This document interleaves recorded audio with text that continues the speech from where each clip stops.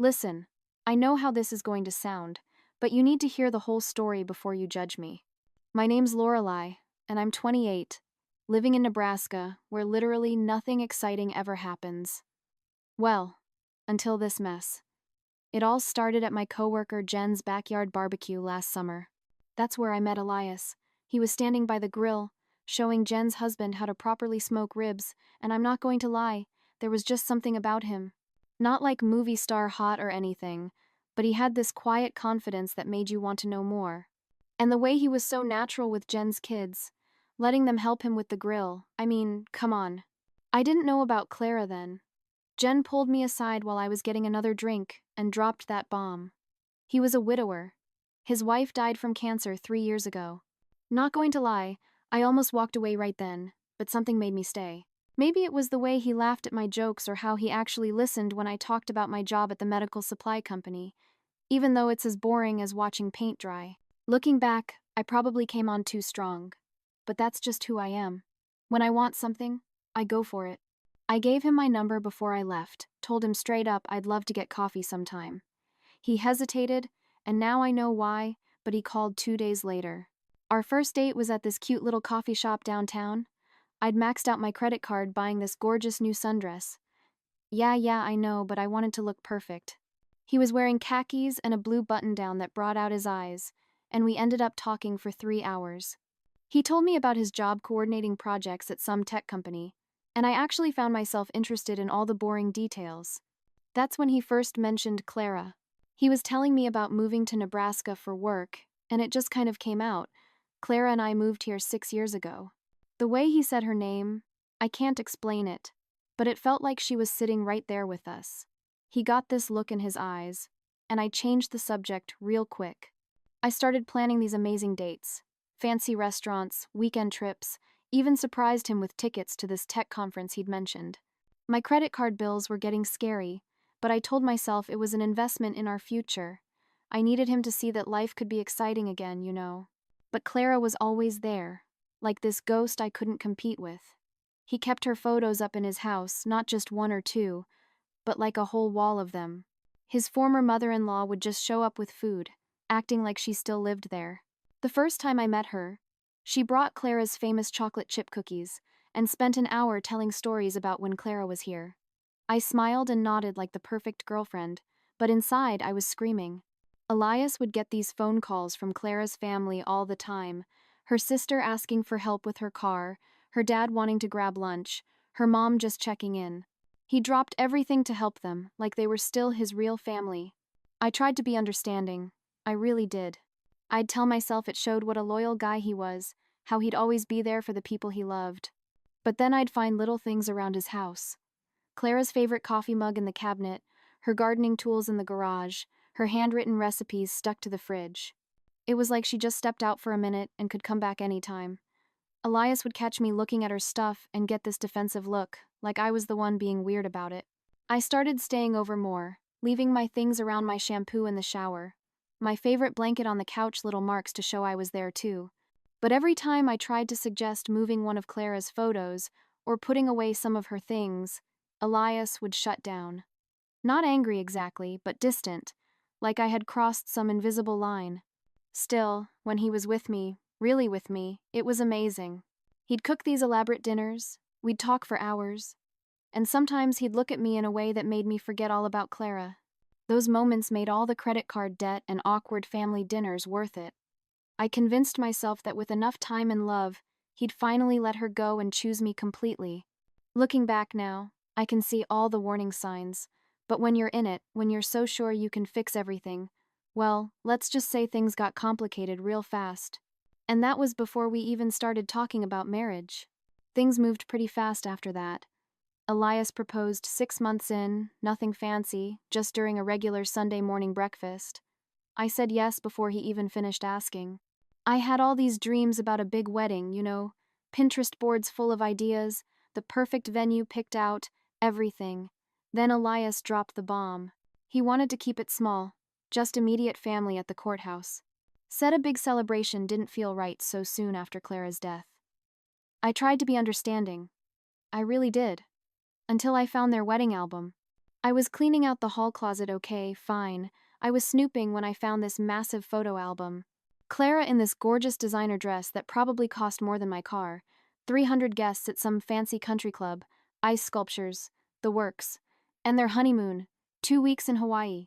Meanwhile, Elias acted like spending money on wedding flowers for us would be disrespectful to her memory. The courthouse ceremony was, well, it was a courthouse ceremony. My mom cried, and not in a good way. Clara's parents came, if you can believe that, and her mom had the nerve to say, "It's what Clara would have wanted," like she was giving us her blessing or something. I smiled through it all, but inside I was thinking about that album, about how Elias had no problem going all out for her. Moving into his house after the wedding was when things really started falling apart. Every room had Clara's touch. The paint colors she picked, the curtains she sewed, the stupid garden she planted that Elias treats like some kind of shrine.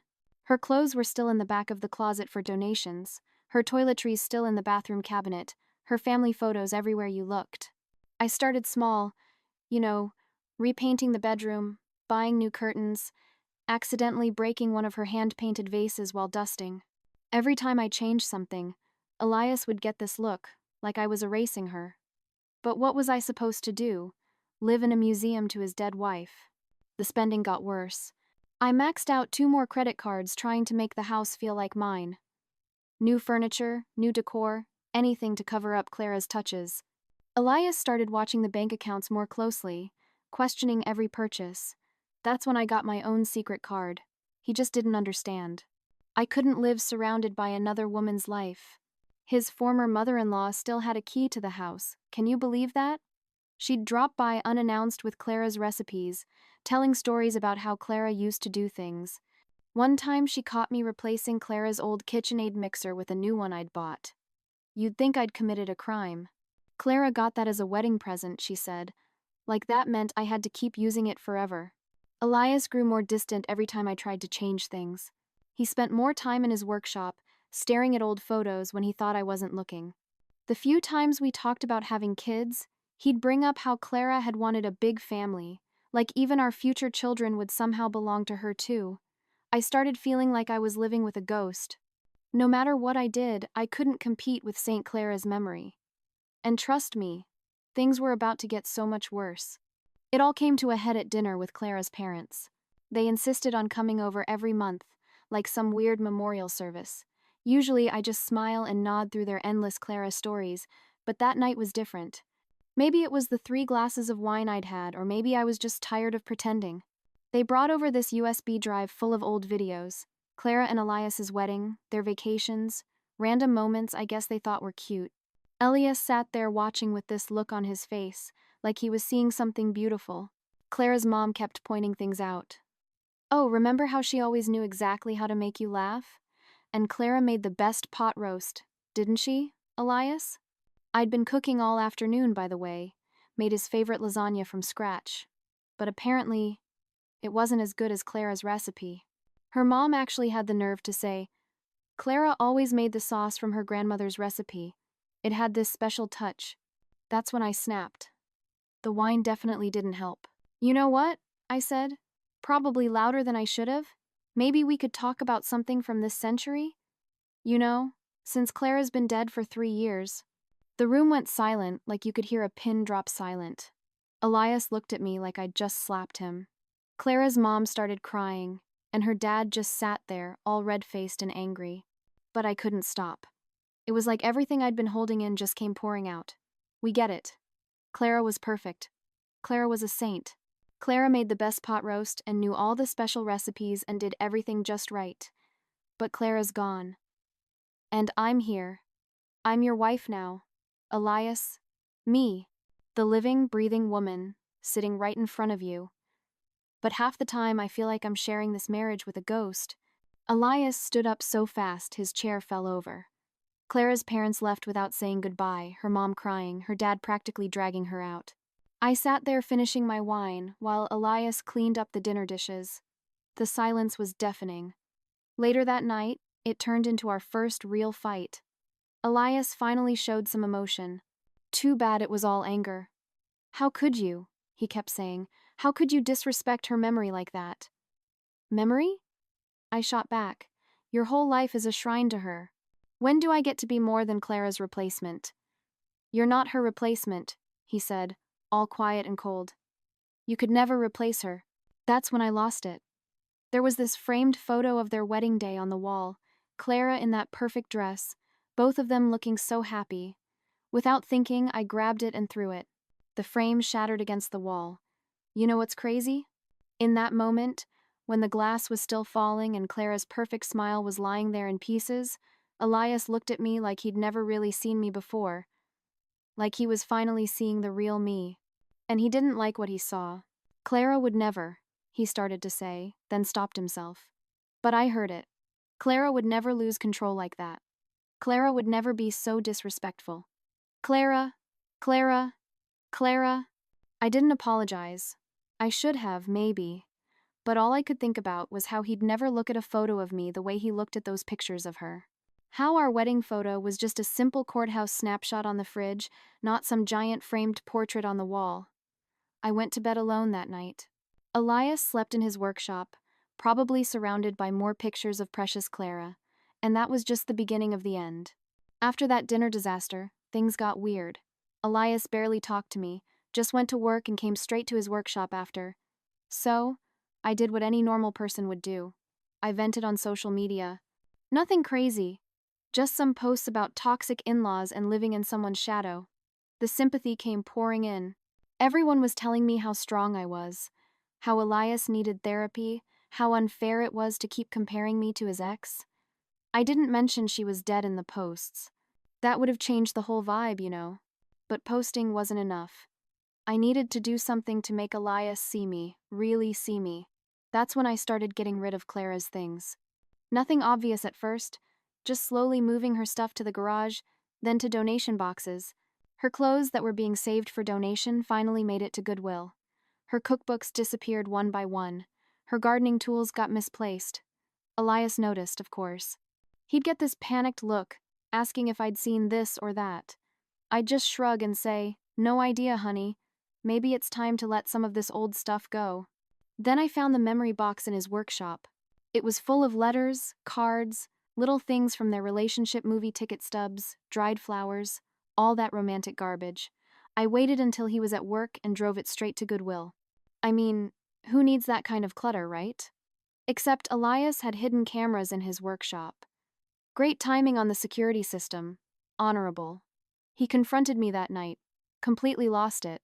I'd never seen him so angry. That's when I panicked and said it, the thing that changed everything. "I'm pregnant." You should have seen how fast his face changed. Suddenly, all the anger was gone, replaced by this look of pure joy. He hugged me, crying, talking about how amazing this was, how it was exactly what we needed. A fresh start, a new chapter. I meant to take a pregnancy test that night, make it real. I really did think I might be pregnant. We'd been trying, kind of, or at least not trying. But I kept putting it off. One day turned into 3, then a week. Elias was already making plans, talking about converting his workshop into a nursery, looking at baby names. He even called Clara's mom to share the news, because apparently his dead wife's mother needed to be involved in this too. Then he found the tests in my purse. 3 of them, still unopened. I was in the shower when I heard him come into the bathroom. "Lorelai," he said, in this voice I'd never heard before, "is there something you need to tell me?" I tried to play it off, said I just hadn't had time to take them yet. But he'd seen the date on the receipt, a week after I made the announcement. His face just crumpled.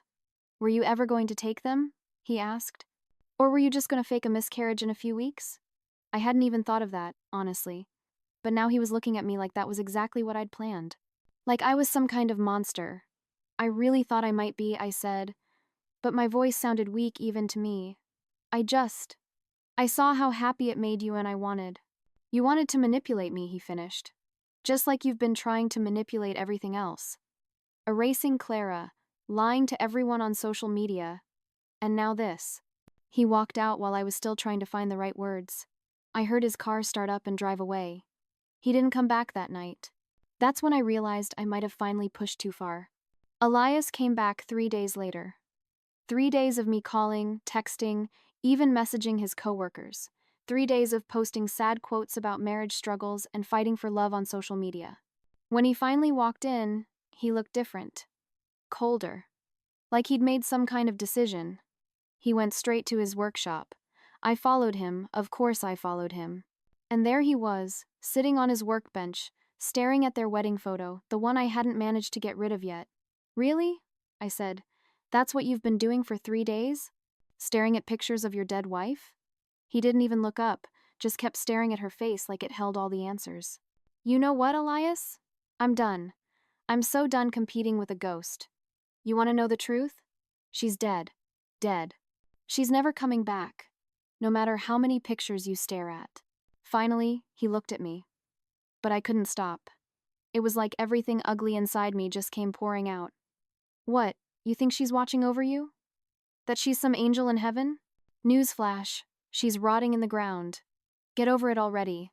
I'm your wife now. Me, the living, breathing woman right in front of you. But you can't see me because you're too busy living in some fantasy world where Clara was just perfect. Stop. His voice was so quiet, I barely heard it. No, you stop. Stop pretending like what we have isn't real because it doesn't match some idealized memory of your previous marriage. Stop treating me like I'm some kind of replacement that's never quite good enough. Stop acting like... If I could choose, he cut me off, his voice still deadly quiet. If I could choose right now between having Clara back or keeping this marriage with you, I wouldn't even have to think about it. I'd choose her, every time. The silence after that was deafening. You don't mean that, I whispered. I do. He finally looked at me, really looked at me. And that's how I know this was all a mistake. I married you too soon, thinking I was ready to move on. But I wasn't trying to move on. I was trying to fill a void. And you, he shook his head. Someone like you could never fill it. Someone like me? What's that supposed to mean? Someone so selfish they'd fake a pregnancy to manipulate their husband. Someone who'd throw away another woman's memories like trash. Someone who'd mock a woman's death to make themselves feel better. I tried to argue, to defend myself, but he wasn't finished. Clara wasn't perfect. We had our fights, our problems. But she would never have tried to erase someone's memory just because she felt threatened. She would never have tried to come between me and people I care about.